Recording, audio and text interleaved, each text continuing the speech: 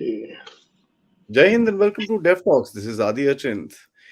Today is going to be an episode where we learn and by hearing some stories from the life of a fighter pilot. As you can see, I have with me Air Marshal Anil Khosla. Sir, good evening. Thank you so much for joining me and agreeing to tell us some stories from your time in the Indian Air Force. Hi, Adi, and Jai Hind, all the viewers. It's always a pleasure talking to you, and I think we've done about a dozen recordings earlier on variety of topics, and looking forward to interacting with you and interacting with the viewers. Indeed, sir. Sir, I want to begin with I've read on your blog, and guys, please check it out. Sir's got a very nice blog. I'll link it in the description. Uh, a story of a young cadet going through a flight emergency. I mean, firstly, who was that cadet, and what was the emergency, and how did he jump out of it, sir? So let's hear that story first before we go into a little more in depth of your flying experience.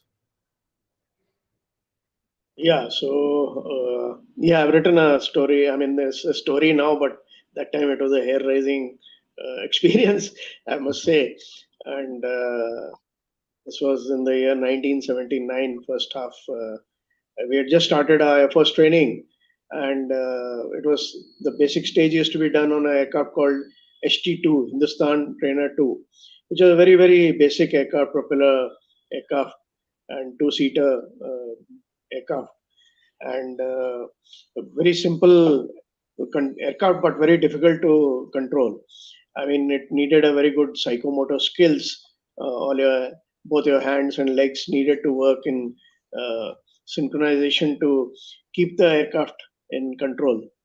So this was my second solo, and for those solo is basically uh, a very very important landmark in the flying training, where it gives so much of confidence that you can go alone in the air and come back. So first solo involves one circuit and landing, and immediately after that, the second solo involves similar profile where you take off, do a circuit approach, and overshoot, and then landing. So in this, I just got airborne and I was turning left when my aircraft started vibrating very vigorously, and so I thought if somebody is holding it and shaking it, and the instinctive reaction was to throttle back.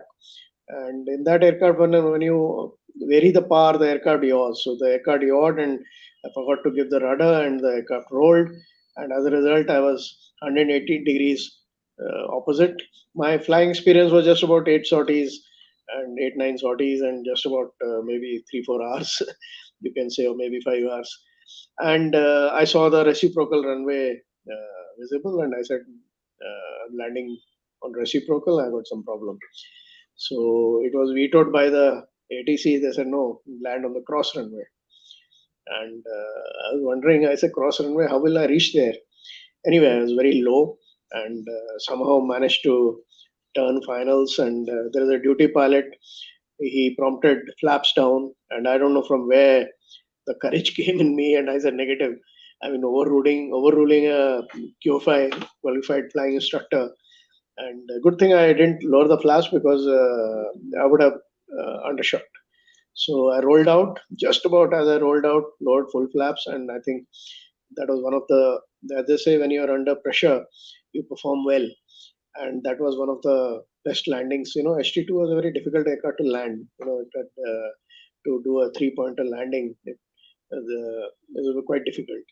Anyway, it landed, and as I was on finals, the propeller stopped rotating totally, and engine, I mean, totally flamed out. And so I landed, and when I was pulled out of the aircraft, my legs were shaking like as if a dry leaf in strong air, and I was really shaking, uh, and I was quite shaken up. Uh, but anyway, that was, as you say, baptization by fire. That means I learned my lesson early in life that don't take aviation lightly. I mean, anytime anything can go wrong, and be prepared for it. So that was it.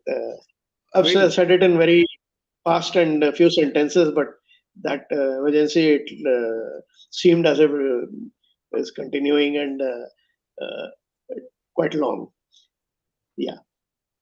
So, I mean, what was the first instinct, and when you kind of get into something like this, and when you're like a novice, literally a novice, 8, 10 sorties are, I mean, you're just getting the hang of what's happening around you. So, how do you, I mean, what is the first instinctive reaction, and what goes through someone's mind when something like that is there? Sir? So first reaction is, I mean, what is happening here? Because you're not ever come across such a situation. Ki, what is going on? What is happening? So you're totally lost. You don't know. I mean, this behavior has never been briefed and talked about. The whole aircraft is shaking, and then second reaction is, yeah, have I done something wrong myself? Have I Hmm. given a wrong input which is causing this? Then the training kicks in. These are immediate thoughts. I mean, not doesn't take so long, but these are thoughts which cross the mind, and then the training sets in, and when the reactions come in, that okay, now if such a thing is happening, maybe the engine is malfunctioning, lower the throttle, start checking all the parameters. So you prepare for the emergency, and thereafter the sequence of events starts, where you start taking corrective actions to recover the aircraft back. uh, so the training comes in thereafter. That is why you have to be prepared for any emergency. So all these emergency actions, they are act emergencies and the reactive emergency actions. So these are grilled into the mind. So once your mind, you have got used to the idea that I'm in a situation, thereafter it works mechanically. And as you go in the faster aircraft, like fighter aircraft, subsequently, there is no time to think thereafter. If you identify, moment you identify that you're in a situation, there are certain actions which have to be just totally mechanical, they have to be done straight away. And thereafter, you start analyzing and thinking into subsequent actions. So you get trained for it. I mean, accidents Yeah. and incidents are always there. So, I mean, with flying machines and human beings, of course, there is going to be issues. So, how does the Indian Air Force kind of imbibe these lessons and going forward in life? Yeah, so we have in Indian Air Force. Firstly, as I said, training is quite rigorous as far as handling the emergencies are concerned, and not only pilot. All crew, like in transport aircraft, multi crew is there. Everyone is trained for it. Then even ground, ATC, firefighting services. So there are a whole lot of agencies which need to work uh, in a combined way to deal with these emergencies, and these emergencies are trained and they're reviewed and they're tested. And also every day morning, before the flying starts, these actions are one by one covered in the mass brief in the station level also and unit level also. So all this happens in the training part. Then secondly, we have it's called Director General Inspection and Safety, a full-fledged organization. I happened to work there also as a Director General for some time. And in that, you keep all the archives of all the incidents and accidents which have happened. And moment an accident happens, the first team goes there and checks out immediately, is there any, what is the immediate cause. And that is not a full-fledged inquiry, detailed inquiry, but to see that is there any need to stop flying on that particular type of aircraft or something. And this organization keeps a full archive of all the incidents, accidents, analyzes it. And there's a difference between incident and an accident. So incidents are small things which keep happening, material failure or bird hit or something. But if there are too many incidents, that gives a trend sort of thing. Okay, Hmm. this aircraft is getting old, or this aircraft is having too many hydraulic problems. So it gives you an indication that something is going wrong. So these are analyzed in detail, and the trend is seen. And once the trend is seen, then the corrective action is taken. Similarly, after every accident, the detailed inquiry, the inquiry tells, okay, what has happened and how, and then corrective actions are instituted. And so it's a very well organized system uh, available in the Air Force. So, we've also seen that pilots normally fly multiple types of aircraft before they come to a particular type which they specialize on. How does that work? So, how does the selection process? What are the types of aircraft that you've flown? By Yeah. by the end of it, you landed up on the Jaguar after that. So, how did the So progression? I'll tell you. I'll tell you. So I've flown HT2s in the basic stage. Then I flew Kiran aircraft, which is also it's called a JT-16, which is also indigenous trainer jet aircraft, and for the next two stages. And thereafter, I flew a few hours, 6 months in Hunter aircraft. Then I converted onto MiG-21s and did a conversion in one of the conversion squadrons. And that is thereafter I joined the operational squadron and flew MiG-21s and became fully operational to go for war. Thereafter, what happens is generally you qualify on two types of aircraft. So once I got my full qualification on MiG-21, then I converted on to Jaguars, which had just come in that time. So I was qualified on MiG-21s and Jaguars. And thereafter, throughout my service career, I kept flying these two aircraft. Not every day, but means you can't switch from one aircraft to the other on the same day. But alternatively, over the years, I kept flying these two aircraft. So that is that's what I have flown. And plus, whenever you go for visits and other places, where so I've flown in all those. That is for your, knowing the aircraft like Su-30s, MiG-29s, MiG-27s, MiG-23s, Rafale, Tejas. All these aircraft have flown, microlights. But that is, just to get the hang of the other aircraft.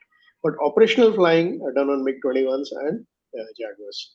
Now, what happens is after the basic stage, there's a trifurcation which takes place depending on your aptitude and performance and all. So either you go to fighters, or you fly transport aircraft, or you go to helicopters. Then all three streams have got a set training pattern. There's called basic stage, after basic stage, intermediate stage, and advanced stage, applied stage. So these are various stages. And now, of course, we have Pilatus, we have Hawk aircraft.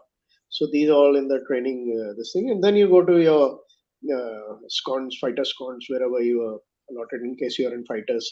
That is your Rafales or Jaguars or Mirages or MiG-29s or Su-30s. If you're in transport, then you go to Dorniers or N-32s or Avros or C-17, C-130s. Or if you're in helicopter, then you go to Mi-17s, ALH, a whole lot of aircraft. So that is how it works. And once you qualify on one, you become fully operational, you qualify on another type, two types. So that's how it goes. That's okay. That's a progression. That's how it works. So your type of aircraft came out to be Jaguar, and Jaguars are deep strike sort of an aircraft. So what was your role like during your flying with the Yeah, Jaguars? yeah. So Jaguars had just come in, and they had brought in a lot of technology change initially in Air Force.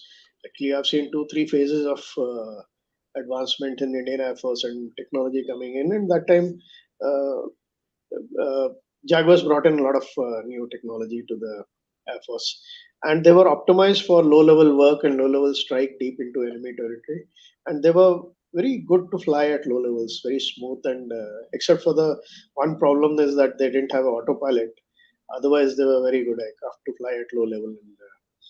And so, in initial after conversion, I specialized on ground strike. It's a ground attack aircraft basically, and thereafter the Jaguars were modified for maritime operations, that is over the sea, for anti-shipping role, and through the sea carrying out attacks on the shore targets and things like that. So basically sea flying, mainly maritime role it is called, and it was specialized radar system and specialized missile to take on anti-shipping role. So, and it's sea flying is slightly trickier than land flying.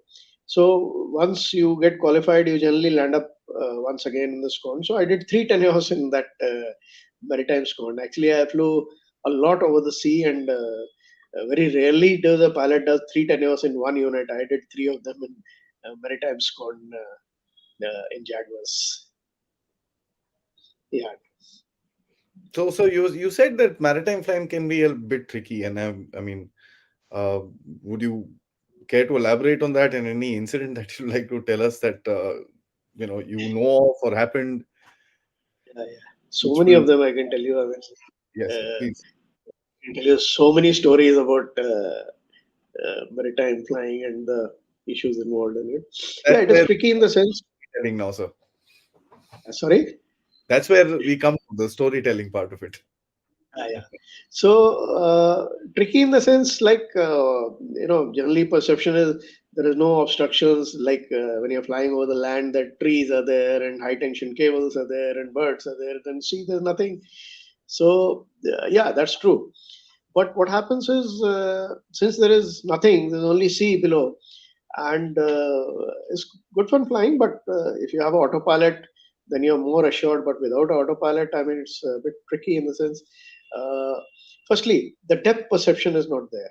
You Hmm. know, whether you're 1,000 feet or you're at 200 feet, you can't really judge by looking at the, because you can't compare depth with anything. Whereas on the land you can compare. You see high-rise buildings, you see trees, you can judge your height. But on the sea you can't. That is one part. But the trickiest part, Adi, flying over sea is at night. You don't see anything. And once you cross the shore, when the lights go, all the shore lights are away, for a few kilometers, 15, 20 kilometers, there's some ships, some boats, and all, which have got some lights. But after you cross that zone, there are no lights. And the trickiest is if you are over a dark night and with an overcast sky. Overcast sky means the clouds are fully covering the sky. That means you don't even see stars. So what happens is, as it is under the sea, if you're going a dark night, only thing you're seeing is stars on above. So that's how you know that is sky. And below you can't see anything. It's darkness, pitch dark. And you don't know whether you're 1,000 feet or 2,000 feet or 10,000 feet. Doesn't make a difference. It's only altimeter which is telling you. You have to believe. You have to tell yourself, believe in that instrument. Okay. Now, if it is overcast, what happens is even the stars are cut off. Oh Now, God. what happens is you don't get a feeling of movement.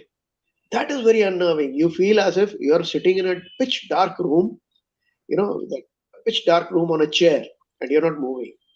That is very, very disconcerting. So you have to keep telling yourself. You have to keep, some pilots, they talk to themselves in the cockpit. That also helps. And if you're on RT, you're talking to somebody else, that also helps. Otherwise, very, very unnerving. You feel as if you're not moving, and actually you're moving at 1,000 kilometers per hour, 950 kilometers per hour, but you get a feeling as if you're not moving. So that is very disorientating, and and this disorientation or this thing can set into anyone anytime.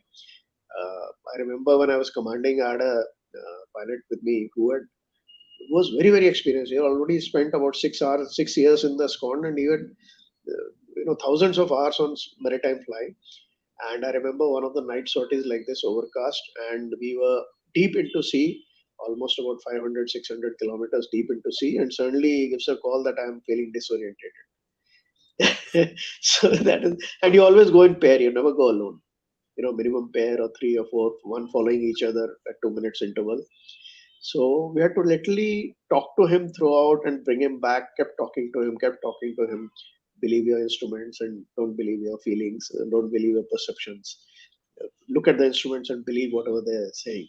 So it's a very, very unnerving feeling. So sea flying is a bit tricky. You have to be on the guard, on the ball all the time. I mean, you have to be very cautious. Yeah. What about clear blue skies? So there's blue down, blue up. I mean, No, that is okay. So what happens is, unless there's a haze where you don't see the horizon, otherwise if it's a clear sky, then the horizon is very, very distinct over the sea, where the sea and the sky meet. It's a very clear horizon. It's very nice, clear day. The problem comes in when it's a hazy day. Then the horizon is not there. So once again, it is very, very disorientating. So if you move your head too much left, right, and do violent maneuvering in the aircraft as well as I mean, violent maneuvering means you do turns and pitch up and pitch down and throwing around the aircraft and also move your head simultaneously. It causes a little bit of disorientation if you're not careful, and or if you're looking inside for too long and suddenly you look out. So it can cause disorientation. But so you need to be careful in those circumstances. So these are briefed that okay, be careful about these things, and still you get a little bit of this thing when you enter clouds. At times you get a feeling that I'm turning 30-40 degrees bank, and when you come out of clouds you find yourself your wings level absolutely, or other way around. So this disorientation can become a problem with the over the sea. So that is where aircraft which have got autopilot, it helps. So whenever in doubt, if you punch your autopilot, then you know that aircraft is flying straight in level and on its own. So you can disregard till the time you get over those feelings of disorientation. Yeah. Man versus machine, sir. Sir, I wanted to ask you before I get in, what has been your most hair-raising experience apart from the one that you narrated to us, flying a Jaguar or any other type? I had my share of hair-raising experiences. First one I told you was as a cadet itself. That was one. Then second was I had a very hair-raising experience. Same sea flying, and I've not even reached the sea. I mean, taking off from Goa, and that's a naval base, Aina Sansa, it's called. And one of the runways is, you're taking off into the sea. Yeah. So what happens is, moment you take off, immediately you get into a dark wall right in front. So you feel as if you're going into a dark wall. There's no lights, nothing. What happened was in this, as I was unsticking, as I was getting airborne, something hit the aircraft. I heard a thud and I could feel the thing. And my first reaction was maybe I've hit something on the runway, some vehicle or something. I didn't know what. And with this hitting or third, everything went blank. All my electronics, all my instrument, head-up display. Now you're heading into the sea, and your head-up display is also gone. And in Jaguar aircraft, the head-down, the instruments are very smaller as compared to the others because the head-up display is there. That is the main instrument where you see everything on top. And you are already hit into the, and your undercarriage is down, your speeds are low. That was very, very unnerving, very unnerving. Anyway, you have to get down to head down immediately, get yourself orientated, slowly lower the nose, get your bearing right, turn towards this uh, land. And once you see the land lights and all, you get orientated better, you feel comfortable, look around, see what is wrong. And in this case, you don't raise the undercarriage because you don't know what is the damage. Hmm. If you raise it and it may not come down again or it may create some other problem, so you leave the aircraft the way it is. And this was very heavy aircraft because both the drop tanks were full. We were going for a long range sortie, and thereafter the follow-up procedure is there. So anyway, once I came over the land, I was a bit comfortable, but I had to orbit almost about an hour plus for the other aircraft to land, then do a undercarriage check and land back. But the initial portion of the first 5 minutes were really, really terrifying. I mean, uh, it was quite a. But later on, came to know that I hit a jackal actually on the runway while taking Yeah. off. There was a jackal which was crossing, and the nose wheel hit the jackal. And Uh, imagine how much force it hit with that. It caused so much of disruption in the aircraft. Then I had some other incidents also, but this was the most. I would say I would rate it as most terrifying. Yeah.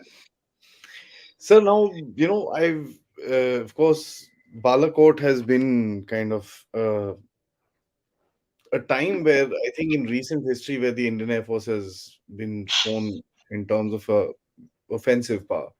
I think the last time something like that was done in Kargil.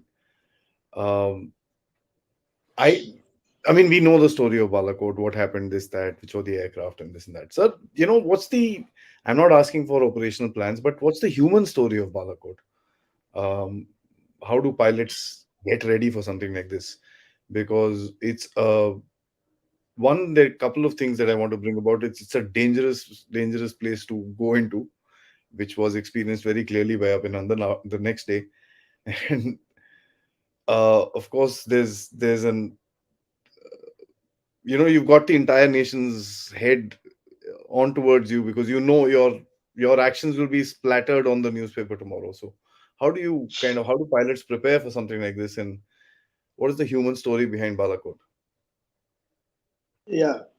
So I was waiting for this question because wherever you go, this question is generally asked, and I can't share a lot of things with you.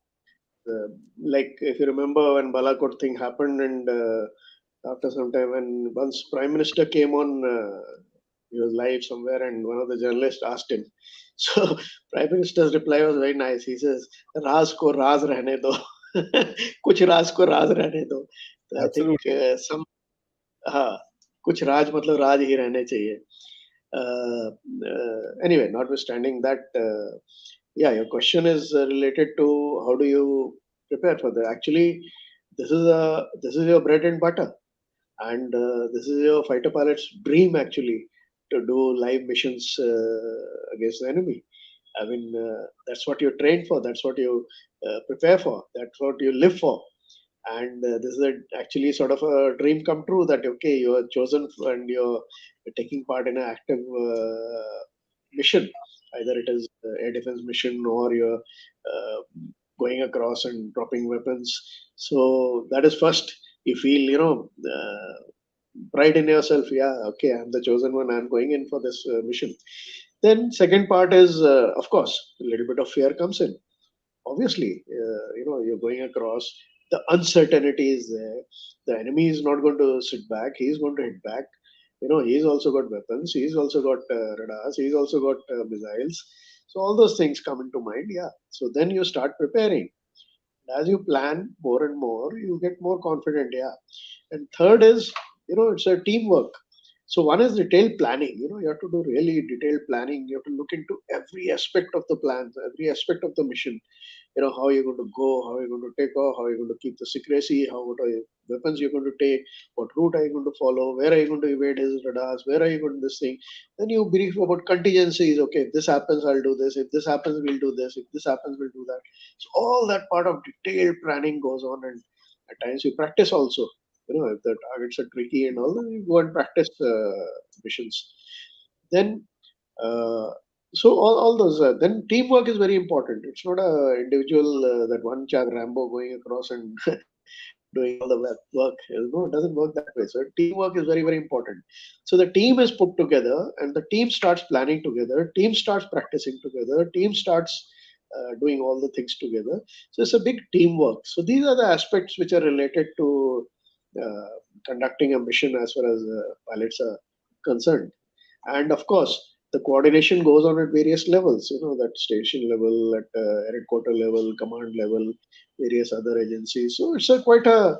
It's not so simple that you just jump into the aircraft like in the show in the movie, and you kick the tire and light the fire and just get airborne and start fighting or drop weapons and all. It doesn't happen that way. A lot of work goes on, a lot of planning goes on, a lot of coordination goes on into all these missions. Yeah. It's so the 12 aircraft that went there and came back, and the celebrations obviously would have happened. But so Abhinandan had a tough time in Pakistan, and of course, a lot of details are not there in the public in terms of what happened to him. But one could make out when you saw him, he was obviously hurt with the ejection and stuff like that. So, ejection itself is not a very easy thing to go through. Um, I'm sure you would have met him in your position in the Indian Air Force. So, I'm again not wanting to get into anything that should not be spoken, but what is the feeling that you got when you saw him, and in terms of a human angle of it, so not the Indian Air Force angle of it. What did he look like? I mean, did he look battered or was he solid as we saw him? And what did the Indian Air Force itself kind of feel after this whole 2 days went by, sir? Yeah, so Adi, I would like to comment on the direct question which you asked. It will not be appropriate. Uh, but I will share two things with you. Like you mentioned, the ejection itself is traumatic. It is. It's like you're getting in out. Whatever you say. After some time, you get comfortable in the cockpit. It's a known environment. It's a closed environment. It's like mother's womb. Yeah. So when you have to eject, you're getting into that unknown atmosphere, unknown realm, and you don't know what sort of injury, what sort of ejection, where will you land up, and also it's a very very unnerving thought. Correct. So it's a traumatic experience. Plus, when you eject, you're subjected to very high Mm. G forces. If your hands and legs are not in proper position, they can get injured very badly. Your spine, if it is not in a correct, if your spine posture is not correct, a lot of people have spine compressions. So it's a traumatic this thing. Now, on top of that, if you are landing up in a territory which is disputed or which your enemy territory or this thing, that's even worse because now the anxiety levels is very high. Where are you going to land up? Where are you going to this thing? How are you going to survive? So it is a trauma. It is a big trauma. That is one. Secondly, I won't comment on his state of mind or affairs. That is not correct. But in Eric Quarter, like you said, we were going through sort of what should I say, cocktail of emotions. That is the word I can use. The emotions were changing so fast. After the attack, we felt very nice, but next day morning when the skirmish took place, we lost our aircraft. We were quite saddened that our aircraft is lost, and more than that, we were saddened that the pilot is gone across. We were he came in. We were worried about his safety, but moment his video started coming on social media, a sort of relief came in our Yeah. mind. We knew he'll be safe. Now they can't touch him because it's already shown on the social media that he's alive and he's well. So that relief, feeling of relief came in. The next feeling was, that we have to get him back somehow. So we started working on that. So I think the emotions kept changing a lot, and tried our every possible means was tried to get him back as quickly as possible. And once he came back, once again we felt relieved that okay, he's safe and sound and has come back. So the emotions were changing quite the same. But immediately after the attack, like you said, immediately after, I mean, that is a beginning for us to. I'm talking about the night attack in Balakot.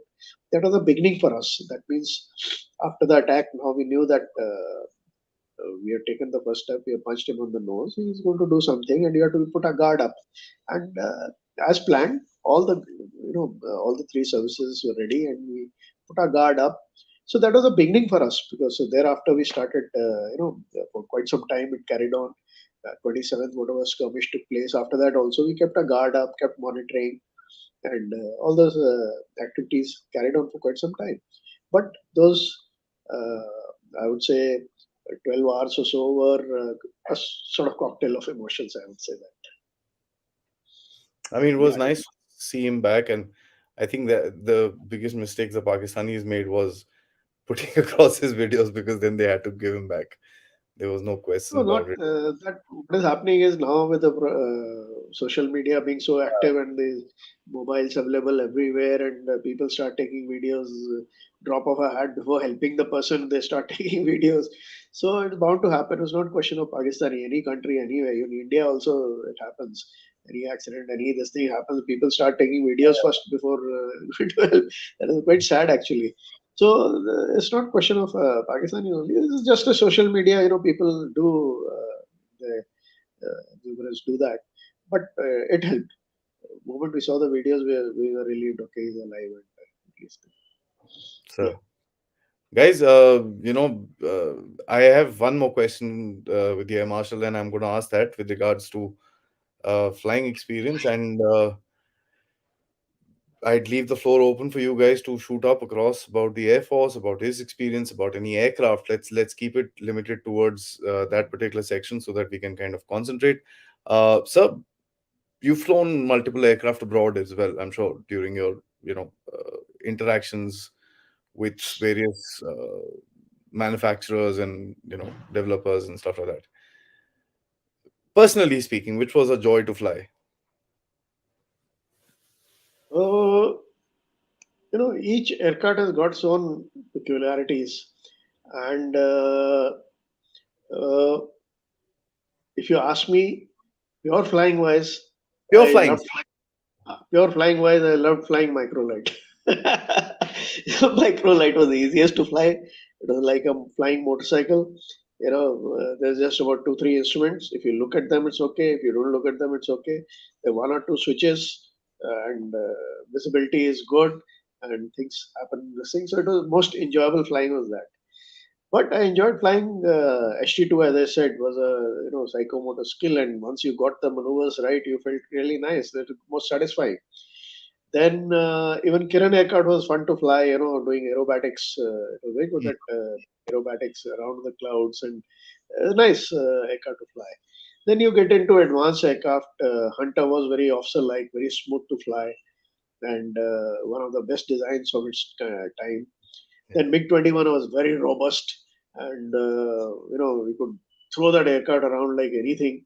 Good for air combat and basic aircraft. Very good design of its time once again, and very very strongly built and powerful aircraft. Then Jaguar was optimized for, as I said, low level flying, sea flying, those aspects, and air to ground work. Then, so what happens is then aircraft also, depending on the specialization, depending on the generation, they improve. Now the aircraft have come out with like MiG 29s, we have like Mirages, which were also very good. Then the upgrade has taken place.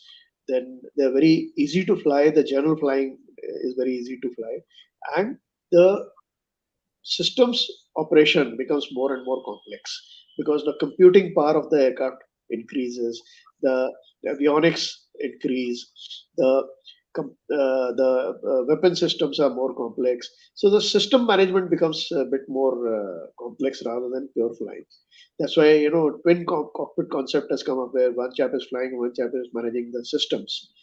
Then I've managed to fly Tejas and Rafale also, and of course the Rafale is the latest aircraft which we got, and it was a wonderful aircraft in every aspect in terms of engine power, in terms of visibility of the cockpit. I'm talking about pure visibility, in terms of avionics, in terms of weapon suits, in terms of maneuverability, in terms of capabilities. I mean, it was out of the world. And I flew Tejas also. Tejas also good aircraft, good replacement for MiG-21, and good avionics, good set of avionics, and very good cockpit design, good controls. So these aircraft, I mean, more recent aircraft you fly, the better. I mean, the specialization is there, and the avionics are very very good. So each aircraft has got its own. What I would say, good thing about it, which you enjoy while flying. Yeah, Adi. Right, so let's dig into some questions. And before the questions, guys, please hit the like button. This is going to be a sort of a, this is not a current affairs sort of a episode. This is an episode that will stay on because people, I'm sure young kids and all that stuff want to listen to a couple of stories that Sir has said. And some of them I might think would come out in some questions that you guys have said also. So, please hit the like button, check your subscriptions, please hit the bell icon so that you get the notifications. And yes, if you can, do help out the Dev Talks efforts with the ways which are mentioned under your screen. Naveen sir, thank you so much for your contribution. He asks, sir, we've made remarkable progress in missiles and space tech. We'll send a manned lunar mission soon. Why are we still using GE engines for Tejas? Yeah. Yeah, so we are trying indigenization quite a bit, and now the last for 2 3 years, the impetus has been given, and things are moving fast. So what happens is the engine technology is one thing which is very difficult to get, and only few countries, if you see, have got this engine technology. USA, Russia, some European countries, Sweden, France. So now what happens is China also has done some made its engine, but the performance is doubtful. I mean, it's not as comparable to already established people who are manufacturing engine. Engine technology is difficult, especially jet engines. And we had our project, Kaveri project, and unfortunately, the Kaveri project has not fructified to the extent desired. So that is why we are still flying engines from outside.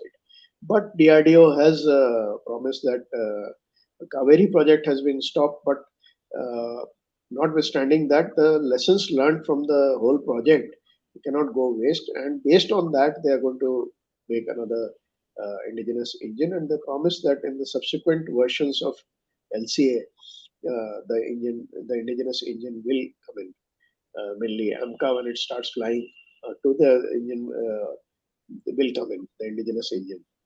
So that is where it stands at the moment.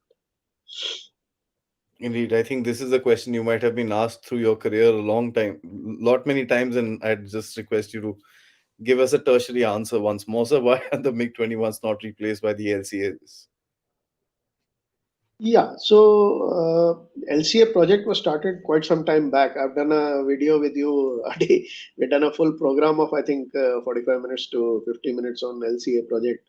So if you see that, in that we have covered the LCA. The project was started way back 30 years back for replacement of MiG-21 aircraft, and unfortunately the project timelines didn't meet, and due to whatever reasons we'll not go into the details of that. So we are trying to leapfrog, and in that process catch up with the, I mean, get self-sufficient and set a deadline and leapfrog and prepare or make that equipment or a platform or aircraft by then, which is meets all the requirement. But if the slippages take place, what happens is the world moves on, and you get new technology, you get new platforms, new aircraft, which are much more capable. And with the slippages, what happens is then your aircraft, whatever you produced, does not meet the requirement. It is still lagging behind. So the leapfrog, basically, if it doesn't work, then becomes a problem, especially in timelines. So in our case, the timelines didn't work out, and it is a complex machine to develop indigenously from scratch. It's not easy. We had a success story. There are 4 or 5 components of the whole project. If you divide it into airframe, engine, avionics, controls, control laws. So some were success stories, and some where we got stuck. However, now the impetus has been given, and the things are moving fast. And not only that, at least whatever DRDO, HL they promised in the last 2 3 years, the timelines are very, very optimistic for the new versions. That is your current. Now, Mark 1A is already contract has been signed. Then Mark 2s, then AMCA. If these timelines fructify, then we'll be better off. So now already induction has started. We already have 2 squadrons, and then 83. If you see, the contract has been signed for 83 more. And if these timelines fructify, then we'll have these more LCS flying and more later versions also coming into the Airbus. So, thank you, sir, again for your contribution. I'm grateful. Why do fighter pilots prepare for? How do fighter pilots prepare for experiencing multiple G forces, and how has been your experience in grappling with the limits of human physique while flying? Yeah. So shorter the person, better it is. So I'm height wise quite short actually. I'm just about on the limits, and it's basically G forces. What they do is that the blood drains out from the head, and so that's how you black out or gray out and then black out. So various means are there to enhance your G tolerance. Okay, firstly, aircraft design itself. If you notice all the new fighter aircraft designs which are expected to have a high G maneuvering, the seats are inclined. They're not seats are not vertical. So what happens is when your seats are inclined, your head to heart distance reduces. If you're vertical, your head to heart distance is X, but when you're reclined, it is lesser. Okay, Hmm. number two, you have G suits.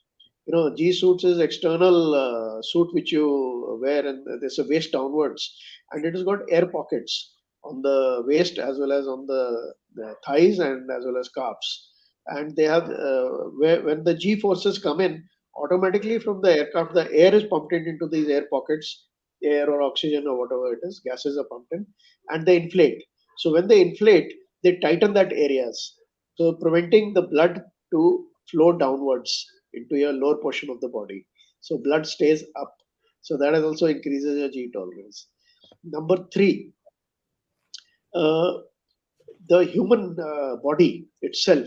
You're trained how to do G tolerance. When you tighten your muscles. So when you're when if you're flying in an aircraft and suddenly somebody else is flying and he suddenly pulls G, you are taken off guard. The effect is much more. But if you're flying, you know that you're going to apply so much of G, 5G, 6G, or 8G. So you prepare yourself in the sense you tighten your muscles, and so that also increases your G tolerance. So these are various methods, and you get used to uh, high G tolerance.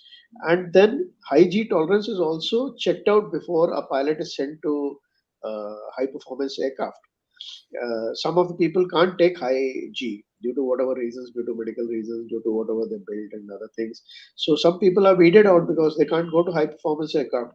So you have these equipment called gondola, where we have a organization, aeromedical aviation aeromedical center, where these, plus we have two three places where these systems are available, where the pilot is put inside that gondola, and it revolves at a high speed, simulating high G.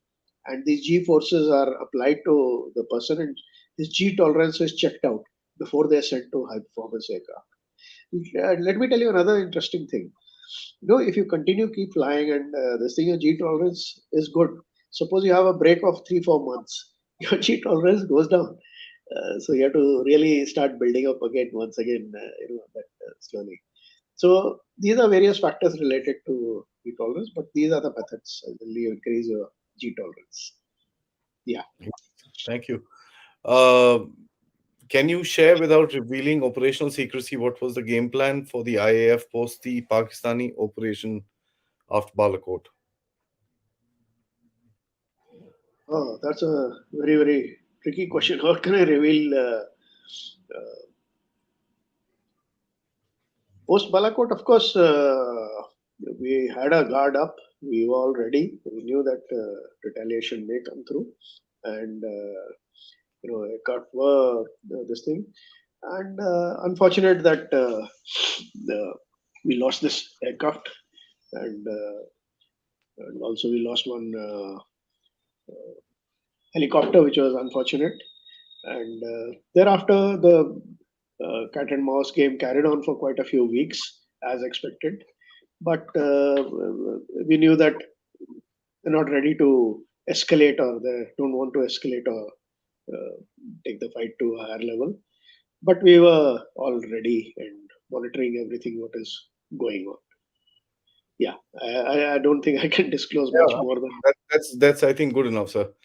More than enough, actually. The Spectres are the missile gap, which was observed since 2010 when Pakistan purchased the US BVR missile. Yeah, How come took 12 years to address this? This is a well-known fact. Even Air Marshal Dhanoa addressed it. Okay, I'm not yeah. aware of it. So what happens is, as I said, your capability enhancement is a continuous process, especially for a Air Force. Air Force is a very technology intensive service. Okay. And your capability enhancement, basically, it's called maybe deterrence value, depends on quite a few factors. One is how many enemies you have, obviously. What are the enemy's capability? Number two. Okay. And number three is enemy's attitude. So based on these three things, now you need to have your minimum deterrence value. Now, if he buys something which is which will make a dramatic change in the combat, then you Balance. have to, yeah, match it. Unfortunately, due to whatever delays and hassles, and I don't think we'll go into all that. We had enough has been covered and said, and I think we have done some video recordings also on this. So that is past. Anyway, uh, they had AMRAAM missile which they used, and AMRAAM missile was given to them for different purpose, with the assurance that maybe it will not be used against this thing. But any country who buys any this thing is going to obviously use it. So delays. I will admit that, yeah, we had delays, and if we had, say, Rafale earlier, or the weapons which came with that, Meteor and long range missiles and all, would have been, I mean, much better off. Yeah.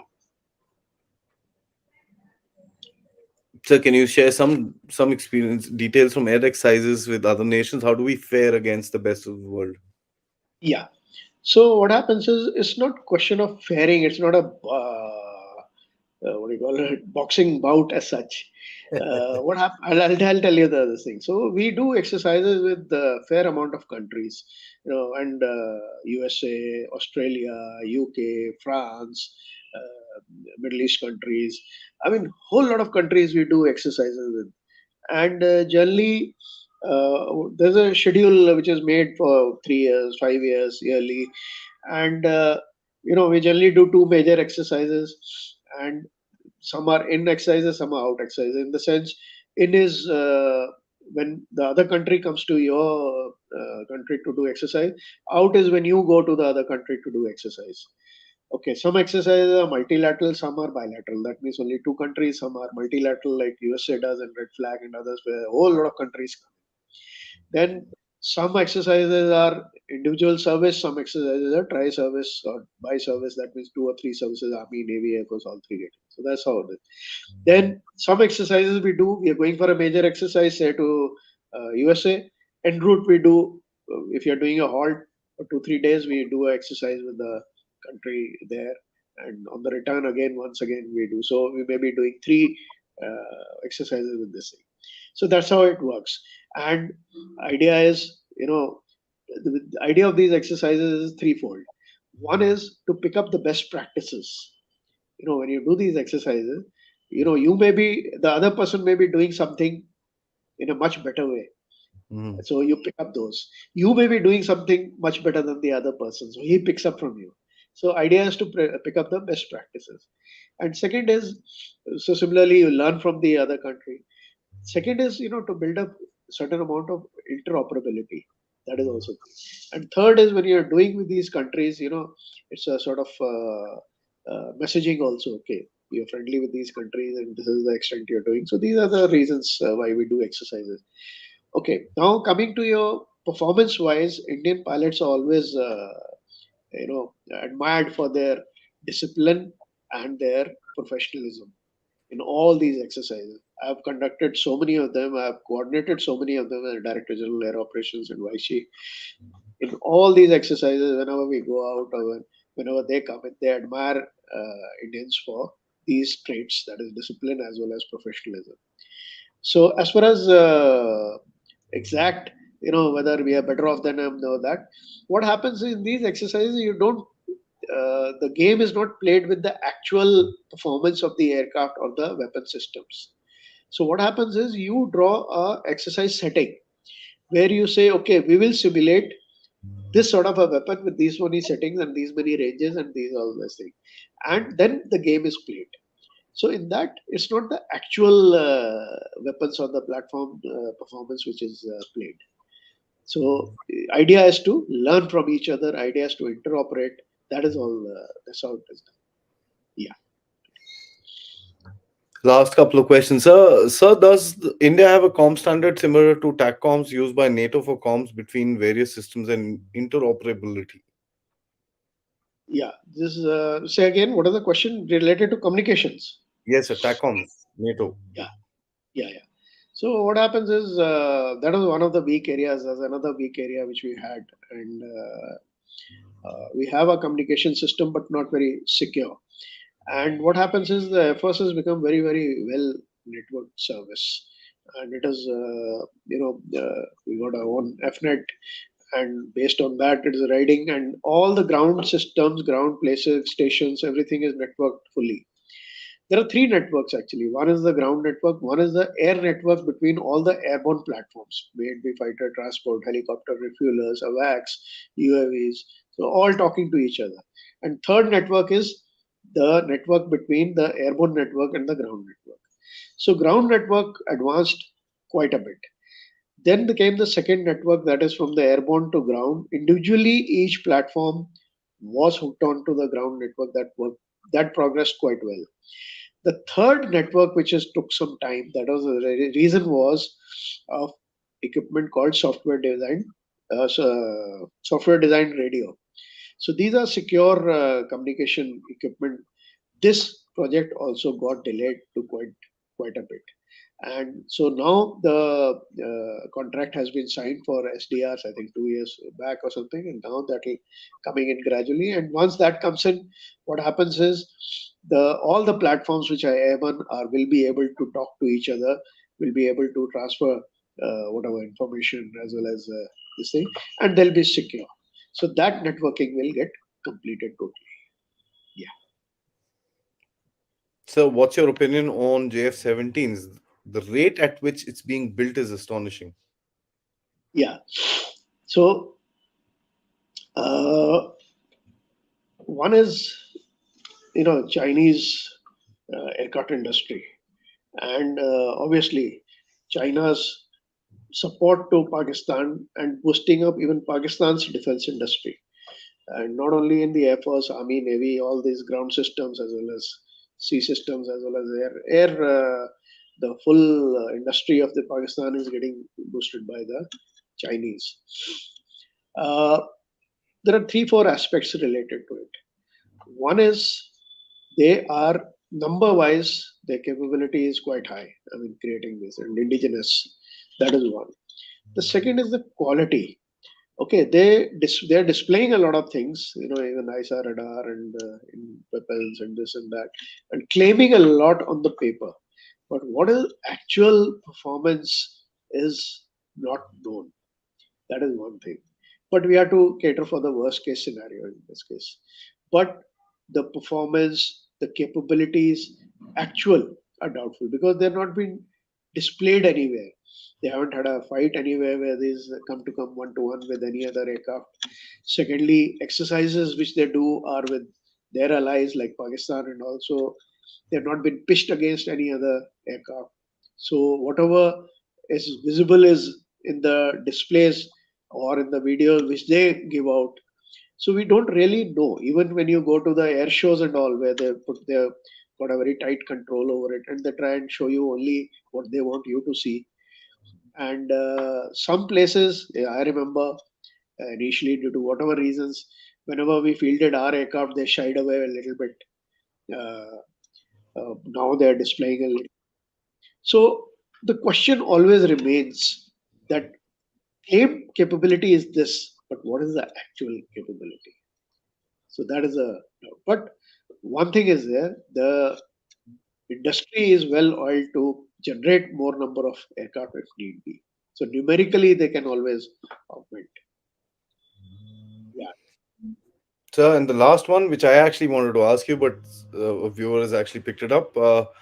Sorry, joined late. One query: what is the Air Marshal's opinion on the LCA? I'm going to add in, sir. You also flew that.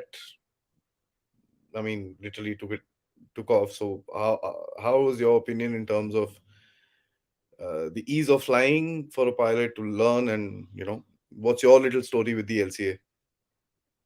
Yeah. So LC, as I said, basically it was a replacement for MiG 21, but the final product which has come out now with whatever delays and whatever you call it is a much advanced than the MiG 21. Okay. And even with MiG 21 update, it is ahead of MiG 21 update. And with the indigenous integration of various weapons, even Astra missiles and others and all, it has become a potent this thing. Now, talk is on for BrahMos NG, the new missile BrahMos NG, to be integrated with it. So once BrahMos NG is integrated, Astra is already integrated. It can do air to ground work, it can do air to air work. It is a good platform. And carrying forward from here, whatever the shortcomings were have been overcome in the Mark 1A.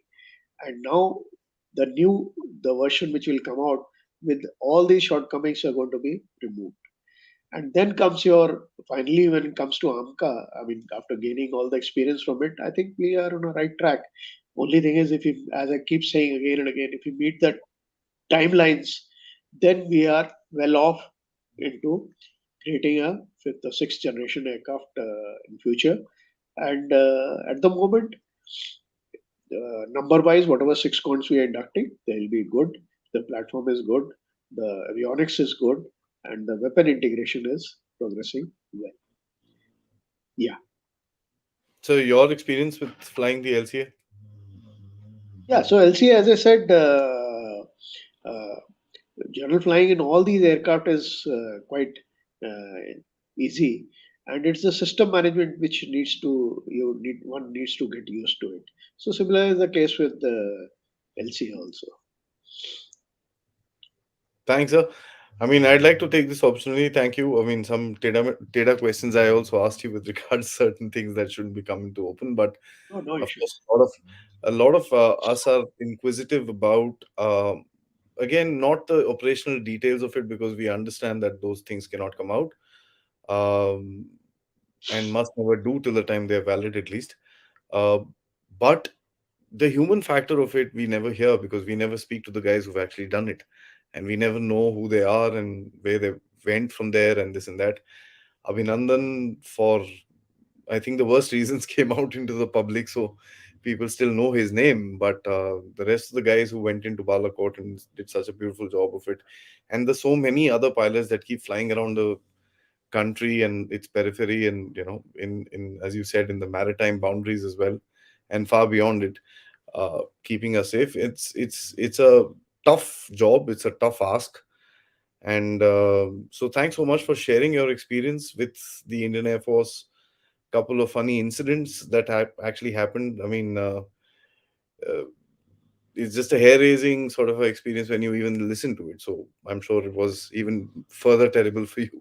So thank you so much, sir, and for taking out the time. And looking forward for another session sometime about another interesting subject. Till then, sir. Jai Hind. Yeah, and then thank you, Adi. Thank you very much. Thank you, viewers. Thank you, sir.